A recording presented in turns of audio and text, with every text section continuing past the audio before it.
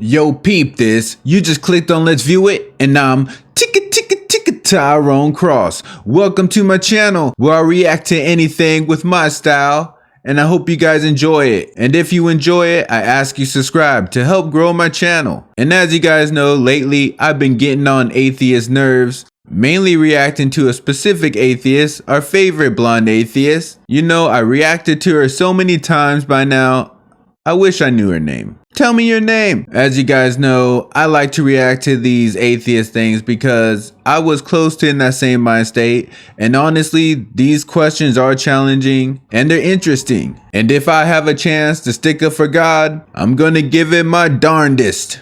So you already know, let's view it.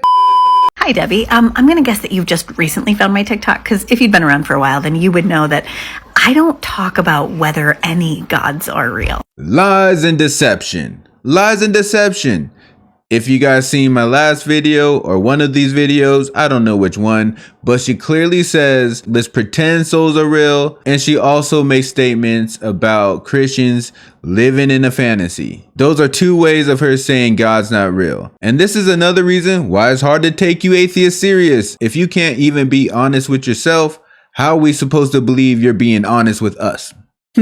That's a better question than all the questions you've asked so far. What I talk about is whether the Christian God is good. And those are really just different conversations. Now, she does talk about whether the Christian God is good, but she also makes plenty of statements and implications that he's not real too. And her way of arguing that he's not real is by saying he's not good or stating things that don't seem to line up in the Bible.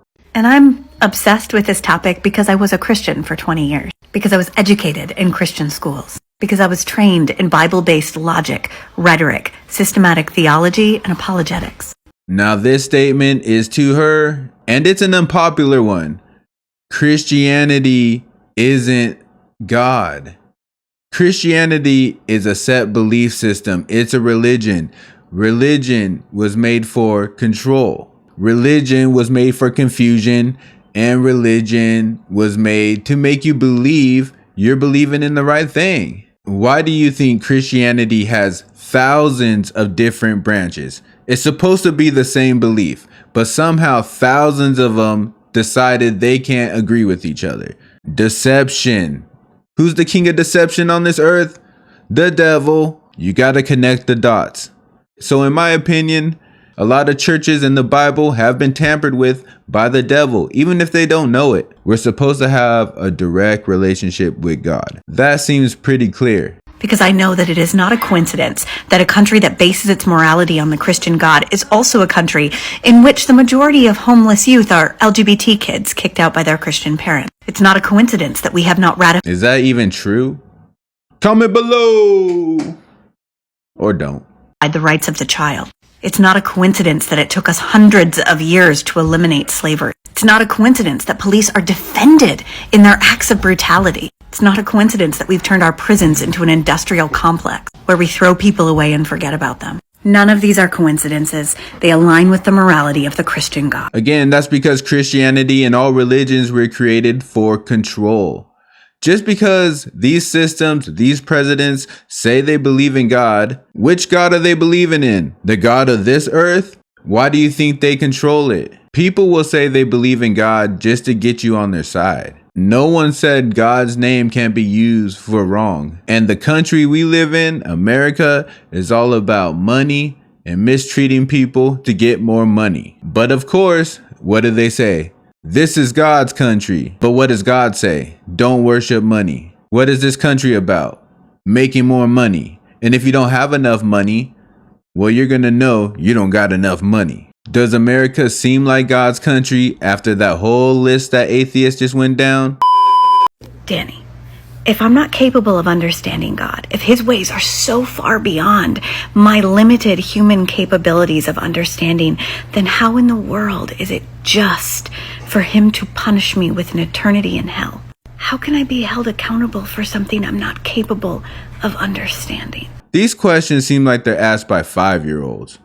What you are capable of understanding is clearly enough to satisfy what God needs from you.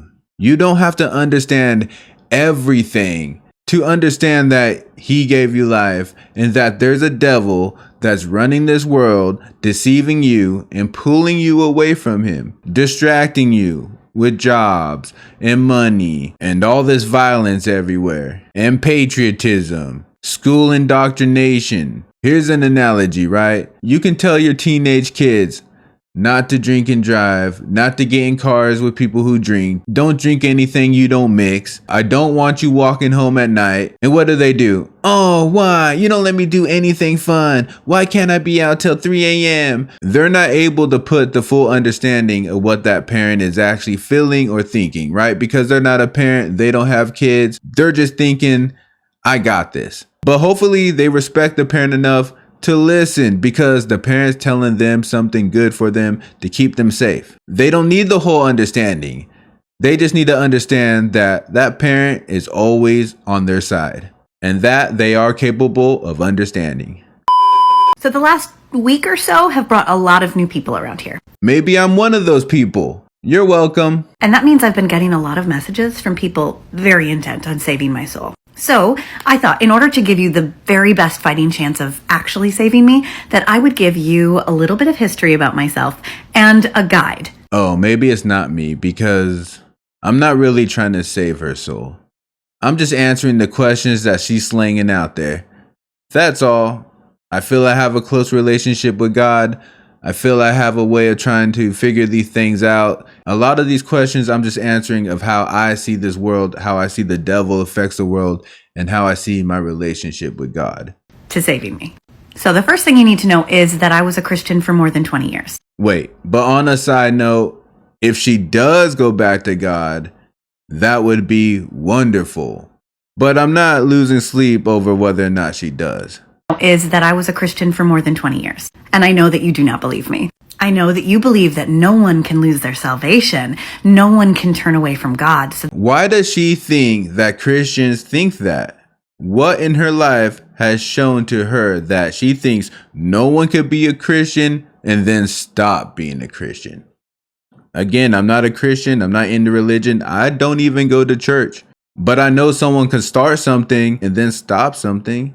Being a Christian is not some tattoo that's just stuck on you now that you can't get rid of. Matter of fact, being a Christian and going to church doesn't even mean you have a close relationship with God. That's the shameful part, and that's the scary part that most don't get. So just because you call yourself a Christian, just because you go to church on Sunday, definitely doesn't mean that you are now completely on a one-way track to heaven. Just because you go to church or look at some chapters in the Bible every once in a while, that doesn't mean you have a close relationship with God. It just means you keep going to these man-made facilities and reading these man-made books that are associated with God.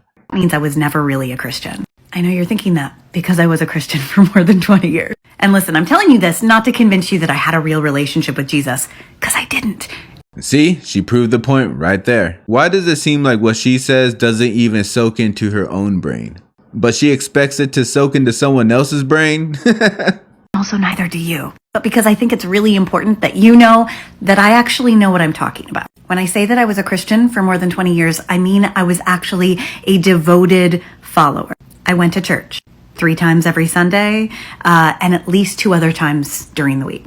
Again, means nothing. My particular denomination continued Sunday school through adulthood, and Sunday school meant actual systematic theology training. I also went to Christian schools, and in those Christian schools, I was taught formal logic, rhetoric, and apologetics classes. When I lost my faith, I did not want to. It was an incredibly painful process that I fought, which means that I read a ton of literature around that time. If a Christian apologist wrote it in the last 20 years, I've read it. Now, I'm not claiming to be a theology expert by any means. I have a teaching degree, not a theology degree, right? But I do know more than the average Christian. So if you're going to try to save me, you need your ducks in a row. That said, I have the exact system that you need to follow to lead me to Christ. It's like my own Romans road. And it's really simple. Only 4 steps. 1, you need to convince me that anything supernatural exists, that any God exists. Once you've done that. So to save her soul and to turn her to God, step 1 is to prove to her that there is a God. There shouldn't be 3 more steps after step 1. If I prove to you that there's a God, well, I guess she also said any God, but if you can prove any God, that means that you proved God, because there's only one God. So basically she's saying, prove to me that there's a God. But then she's so narcissistic, she has the nerves to ask for 3 more steps. Let's hear them. Convince me that your God is the God that exists. Once you've done that, you need to convince me that your God is good, that he's loving, that he's kind, that he deserves worship. Speaking of worship, once you've done that, you need to convince me that worship is something we should do at all. Why should I worship any being? Why is worship a good thing? That's it, a 4-step process. Let's see what you got. Well, I should respond to the last 3 steps, but I'm still in shock that even if you prove to her that there's a God, somehow she has the nerve to ask for all these other things. Now prove that your God is the real God. Now prove that he's good. Now prove that I should worship to him. So if I prove that he's real, and then I prove that he is the God, you're still like, no. And then I prove that he's good. You're like, no. I still have to prove why you should worship him? Really? So that's the video. Tell me what you think. Are you enjoying these atheist videos? They're really interesting. The way they think. The way they think is very odd. It's very odd. These analogies, I mean, I get how they could sound good, and it's like, man, that sounds really good. But when you really break them down, they just don't hold up. They just don't hold up. So tell me what you think. Can you prove there's a God? Can you prove that it's the God? Can you prove that he's a good God? Can you prove that we should worship the God that is good? And if you can, share this video. And see if anyone else can prove there's a God, and that he is the God, and that he's a good God, and then that you should worship this God. But while you're out there convincing people of the God being good, and that you should worship this good God, I'm also gonna need you to hit that bell like the hunchback. Also click that hitchhiker button and sub ride with me. And I'll see you on the next trip. Day in